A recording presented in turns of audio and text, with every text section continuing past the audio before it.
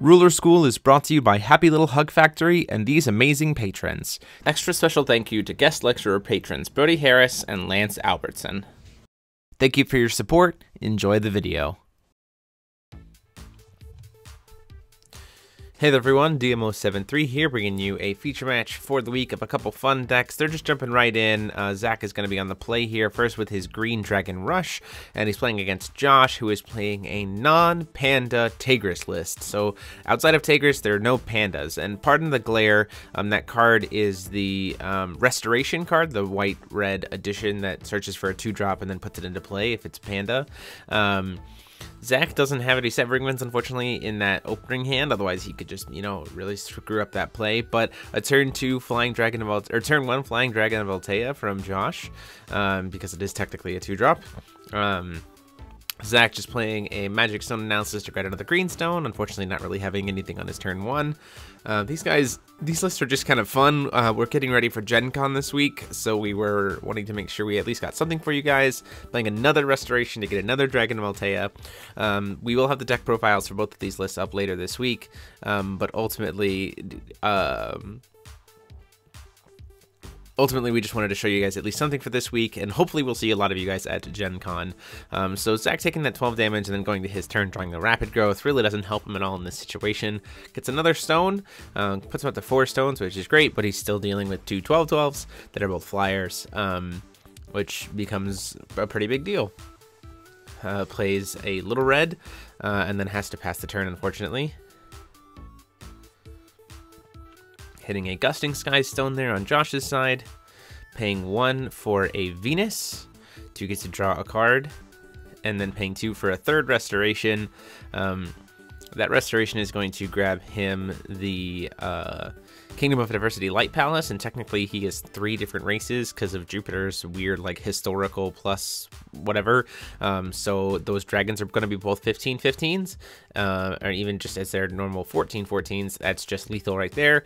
And so that first game very quickly goes to Josh just in 3 turns. He had a very solid opening hand, and unfortunately Zach didn't do anything to deal with it. Hopefully Zach's hand is a little bit better this time and he gets a little bit more aggression, and maybe Josh just doesn't see all those restorations so early. Now, one thing to note about Restoration is even though it's Taegrus, it's technically casting the card that you're searching for. It's just casting it for free, so it technically can be Severing Winds. Josh hitting that turn 1 little red of Fairy Tale of Air, swinging in for 4, because he does have a basic green stone, and so it'll be 4 damage coming in fast. Josh doesn't have anything to play, so he just leaves up the Heat Ray. Second stones, attempts to swing in for 5. Miscalculation to kill it. Tries to save it with a Ferris spell that goes through, so 5 damage to Josh, going down to 31. Atama. The main reason for the Green Dragon is just to make it so that he can turn his things like Tamas into additional ramp, so he can play bigger stuff, or more consistently bigger stuff, especially since he's going to be drawing all these cards. Playing a Tama of his own, Josh gets to draw a card. Passes the turn there. That Flame Dragon of Altea in his hand is probably never going to get cast, because he's not going to be able to get down to few enough cards in his hand. He's going to attempt to make the Tama produce green. In response, he's just going to banish the Tama to kill the Tama. Out comes a McKay. Gets to look at the top 3 cards and then pick one of them and keep them.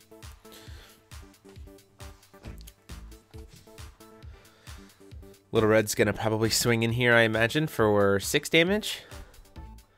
Josh says, that's fine, I'm not going to try to do anything, and then he's going to bump it up with Rapid Growth to deal 10 damage, taking him down to 21. So a much better game so far for Zach in this scenario. Definitely not having to deal with nearly as much early game aggression, and he's able to establish a board.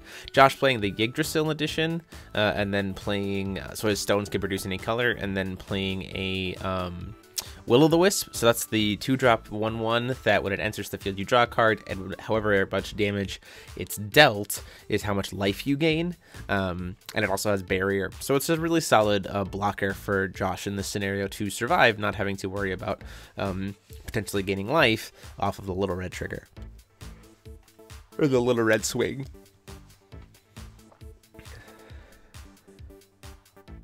Calling for Stone gives me K, pumping it up so that I can produce any color. going to swing for the 7 damage, I think. He's going to Lorite the life gain trigger, producing green. Or no, he's going to swing in for 2, taking Josh down to 19.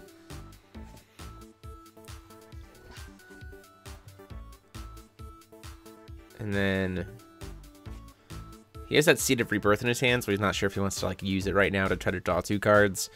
He's just going to go ahead and pass the turn. Josh is seeing that Heat Ray.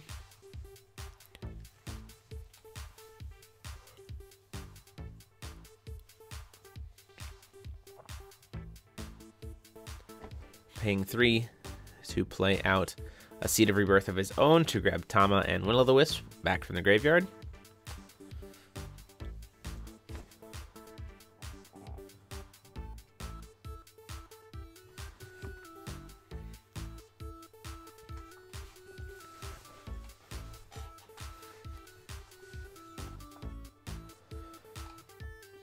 He's going to sack the Mikkei at the end of the turn to try to kill the Mikkei, Tama, which then just gets sacked to kill the Lorite.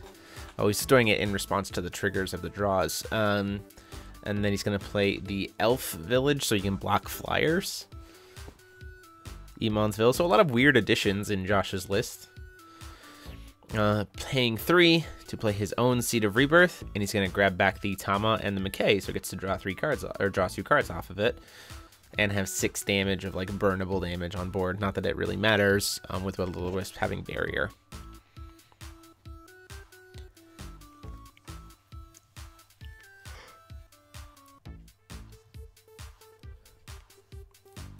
Swinging in for, I think at this point, 8 damage. He's going to block the life gain trigger again with the Lorite. And then has to pass the turn there. So Josh's doing a pretty good job here of stabilizing. He took a lot of damage early, but the later the game goes, the more he can start really pinging things across. Or you notice he starts with a Darkness Gem with his Taegrus. He's going to play that Restoration, so he at least gets 1 Dragon of Altea, or he's thinking about it. At this point in time, it might be beneficial to grab something different than Dragon of Altea, especially since there's probably sideboarding, and Zach might have thought to bring in Gale Forces if he had them in the sideboard. He is going to go ahead and grab the Kingdom of Diversity Light Palace. Again, I apologize for the glare. It comes when you use glossy front sleeves. Pays 3 to play Kage's Moonbeam Butterfly, attempting to grab a 2-drop.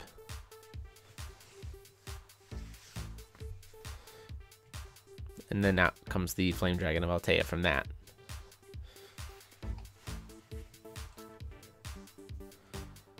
Going to give the Tama the ability to produce Will.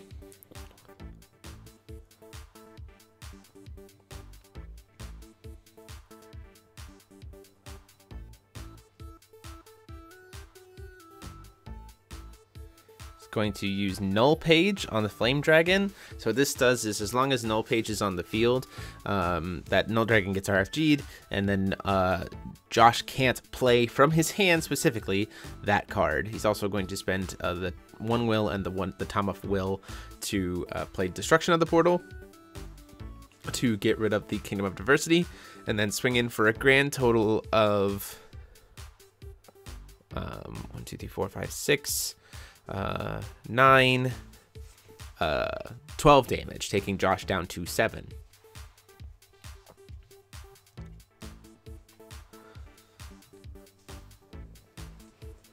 So Josh in a bit of a rut here, just because there's so many creatures on board. He's still not in terrible shape. The main problem becomes the Little Red. Down comes an Abdul, which I think is an interesting choice at this moment. Maybe to stop Zach from drawing more cards. Maybe also just to put a body on board. A second Abdul comes down. So right now those Abduls are just, he's going to Windblade at the end of the turn. Interesting, to kill one of the Abduls. Draws for turn. Goes to recover. Calling Stone makes it so the Tama can produce green. Swings in for attempted lethal with that you're going to attempt to miss calculation. A Ferris spell is going to come down to try to stop the miscalculation. Down comes a Melfi.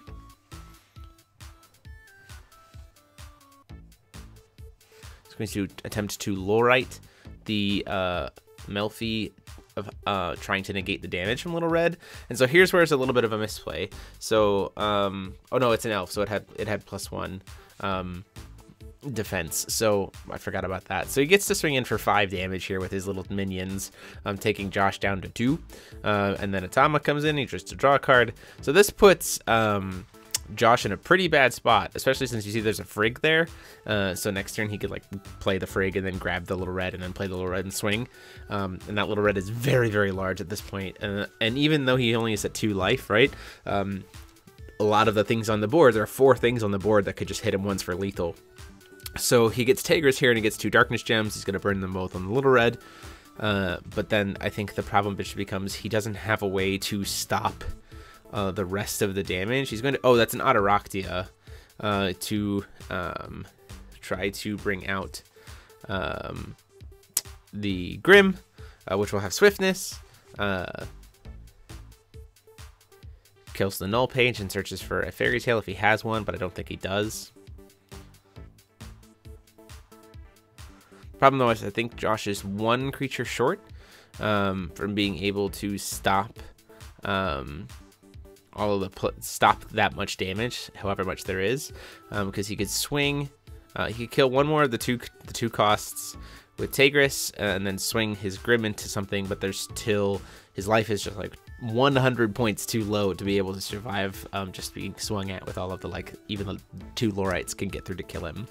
So Zach coming back after a really, really fast and really, really rough game 1 to take game 2. And so we move on into game 3 and see how it goes. I think Josh choosing to take the draw again because he wants to be able to potentially open up the turn 1 restoration. He's fine taking the 4 damage at the beginning.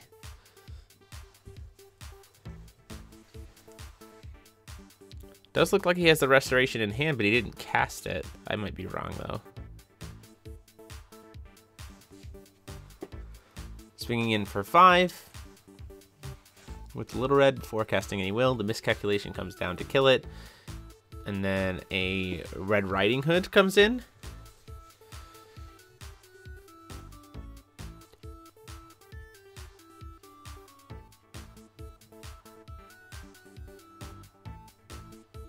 So there are 2 restorations in his hand. He definitely could easily go and grab the Flame Dragon of Altea at this point.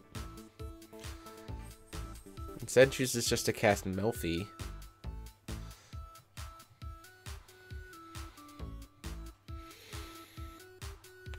I'm not entirely sure why Josh is trying to go away from the strategy that worked so well for him in game 1. Red Riding Hood's going to attempt to swing in. He's going to attempt to play... flash in another Melfi, it looks like. And then Ferris Spell is going to cancel the Melfi. Oh, it's a 0. He's trying to flash in the 0 to stop all the draw power. So that was his thought process there. So he takes the damage from the Red Riding Hood. In comes Atama, gets to draw a card. Passes the turn back to Josh. Heat Ray, I imagine we start to see those restorations getting played at this point.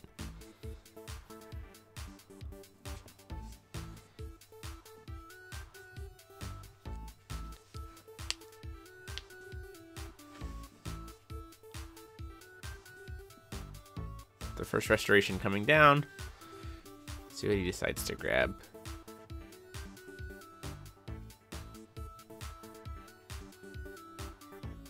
Choosing to play...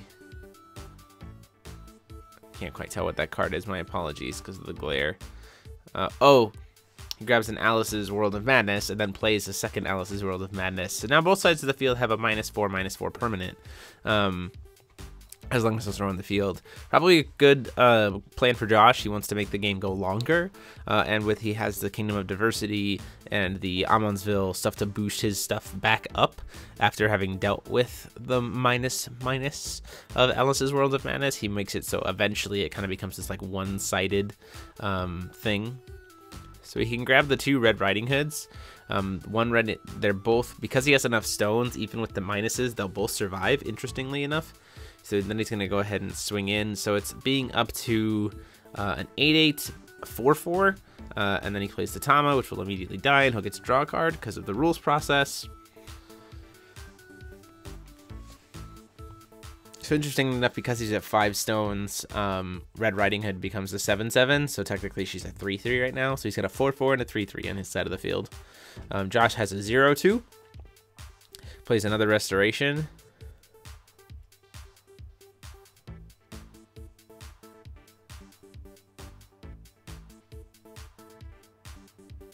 Looks like a Barrier Seal. There's a lot of very interesting cards in Josh's list, from what I can tell. Thinks about grabbing a Rezard, which feels a little suboptimal, if I'm being honest. Does decide to grab the Flame Dragon, which at this point is an 8/8 flyer.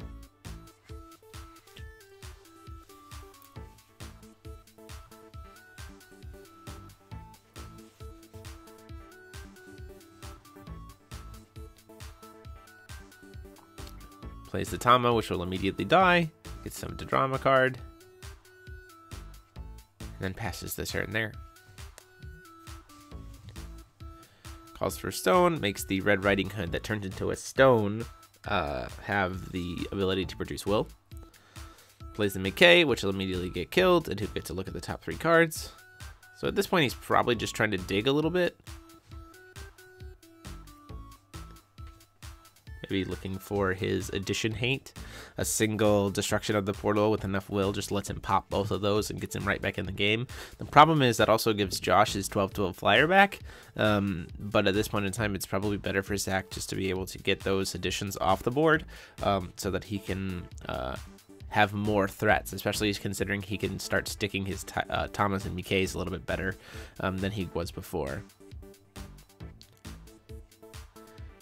Going to play Null Page, attempt to remove the Flame Dragon of Altea, which I think is the perfect plan at that point. He really just needs to get that off the board and not have to deal with it. Attempts to swing in with for 5 with the Red Riding Hood, gets the damage, cuts him down to 24.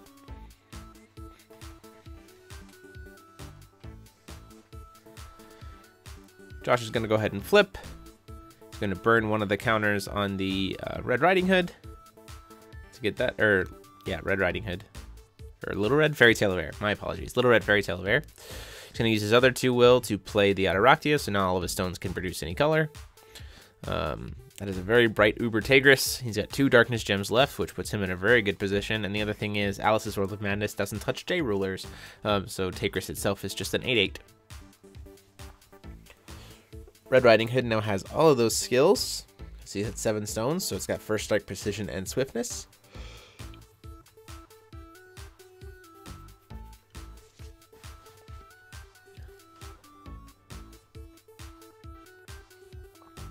Playing Seed of Rebirth, attempts to bring back his Red Riding Hood and the McKay. The McKay will immediately die, and he'll get to look at the top 3 cards. Pick one. You see there's a Red Riding Hood there, which is really solid. He chooses that over the Windblade, which I think is kind of a mistake. Because if I remember correctly, Red Windblade can hit J-Rulers, and he's got plenty of stones to be able to just kill Taegrus outright.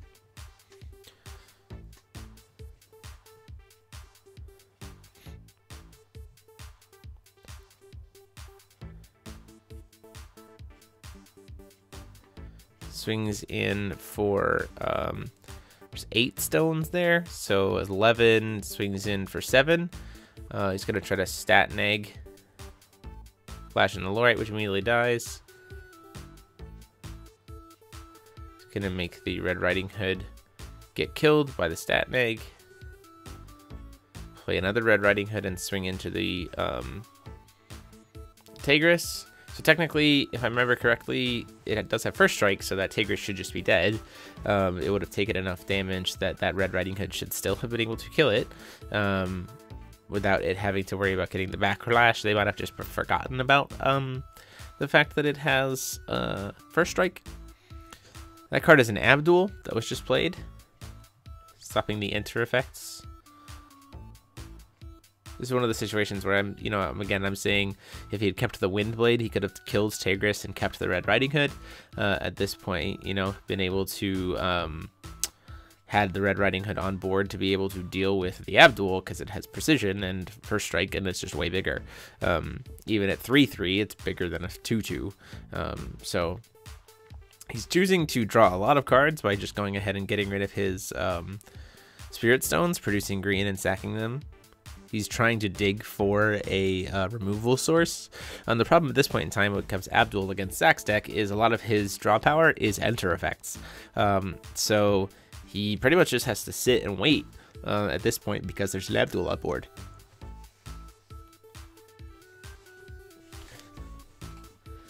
Plays the Disciples, who are a 3/3. Decides to give them swiftness.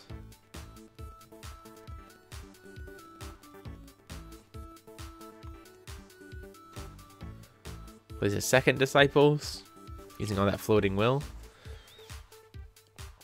I believe that's a Kingdom of Diversity light patless. So now Josh is beginning the process of getting his creatures back to being bigger, overcompensating for the Alice's World of Madness.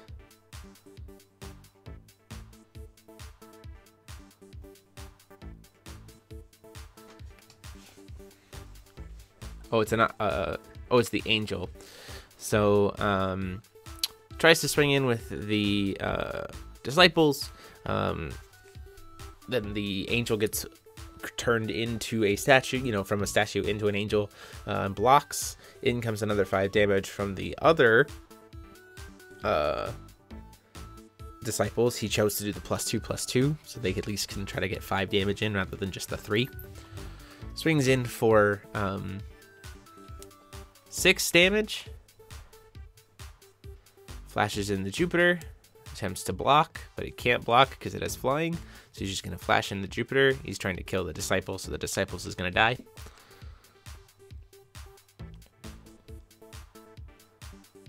Plays Akagi's Moonbeam Butterfly. Here's where that Kingdom of Diversity comes in. So at this point in time, his stuff only has technically a -1 because he's got 3 different types on field. So it gets +3/+3. So the Alice's Worlds are all close to only affecting one side of the field. All Josh needs is a 4th creature type, and he's completely bypassed the Alice's Worlds of Madness, and it's a one-sided, stat neg, which I think is a very interesting idea. It's a very interesting combo kind of synergy mechanic. Josh has been a very big fan of stat negs for a very long time, pretty much since we started playing Force of Will. So it's kind of cool that he's playing a deck that's designed to kind of put the same kind of thing back that he used to play, where it's like your stuff is all small, my stuff is not, because of all these like static continuous stat negs. And at this point in time, it's a real struggle for Zach because, again, he doesn't have really much draw power. And the longer the game goes with that Abdul on board, the more time it just gives Josh to start sticking creature after creature after creature type, making all of his stuff huge, and then just swinging in for lethal, while Zach can't really do anything about it. Like that Frigg is a 4/4. Cost him 5 will and didn't do anything when it came into play. Will o' the Wisp comes into play. Now all of his stuff is base stat line.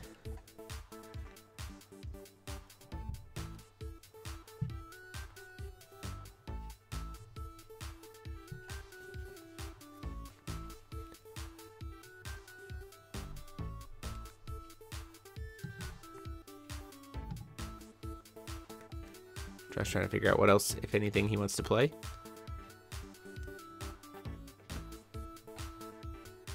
He's going to go ahead and pass the turn rather than swing, which I think was an interesting decision. He definitely could have swung in with the Angel pretty safely. He might have been waiting to, because the Jupiter is still technically a 6/8. So he could trade up with any of the stuff he tried to save the Angel with. But also at the same time, Jupiter, if he crashed into the Angel, would just die. So I'm not entirely sure what the plan there was. He's going to do the Seed of Rebirth to grab the Red Riding Hood and the little red Fairy Tale of Air. So Starting to get those creatures back on his side of the board. Little red, Fairy Tale of Air at this point. 1, 2, 3, 4, 5, 6, 7, 8, 9, 10. So it's a 9/9, which is a very, you know, decent stat line, despite the stat negs.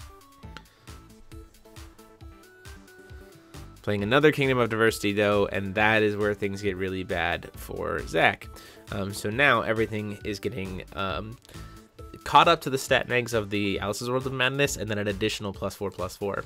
So everything on Josh's side is essentially getting a +8/+8, while Zach's side is getting a -4/-4. Swings in the air for 14, and then plays Wolf's Reign, or I'm trying to remember what the card name is. It generates 3 wolf tokens. So all of those wolves are going to be very, very big, and have swiftness and first strike, and I think precision as well. Might just be swiftness and first strike, but because they're wolves, it's another type, so they all are a little bit bigger. So he's going to crash all of his wolves into Red Riding Hood, Fairy Tale of Air, attempt to anyway. Flash in the Jupiter and block with the Frigg. Not entirely sure why to flash in the Jupiter at that point then. All of his stuff getting essentially +5/+5 over its, so +6/+6 over its base stat, right? Because each one is giving it +5/+5. So everything's getting a +6/+6. Lots of stat bumps and stat nags going on here. But it's not really looking good for Zach, unless he can potentially see some addition hate. The problem here becomes he now has to pick which edition he wants to kill. He has to pick between the Kingdom of Diversity or the Alice's World of Madness. If he destroys both the Alice's Worlds, then Josh's stuff just gets even bigger, and he's got a flyer. If he picks the Kingdoms of Diversity, then you know, they both just have lower stuff, but Josh still has a flyer, which is a problem. Zach would really be hoping to probably potentially side into a Heavenly Gust here.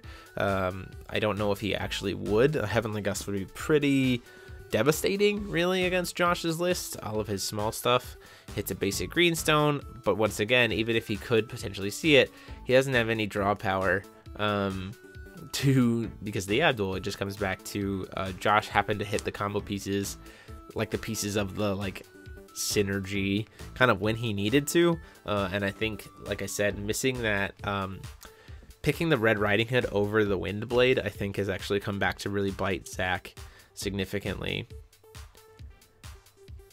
Josh tries to flash in a Melfi at the end of the turn. Josh was like, I'm just gonna go ahead and Ferris spell it, swinging in for 16, taking Zach down to 8.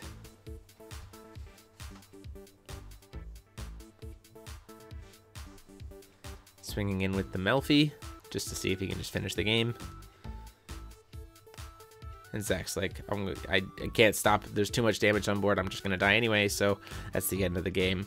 So there you have it, guys. That is the match. Hope you guys enjoyed it. Thank you to these guys for being willing to put together a match for this week. We'll have deck profiles up later this week while I am at Gen Con. Hopefully we will see you there at Gen Con. But until next time, this is Demo73 signing off.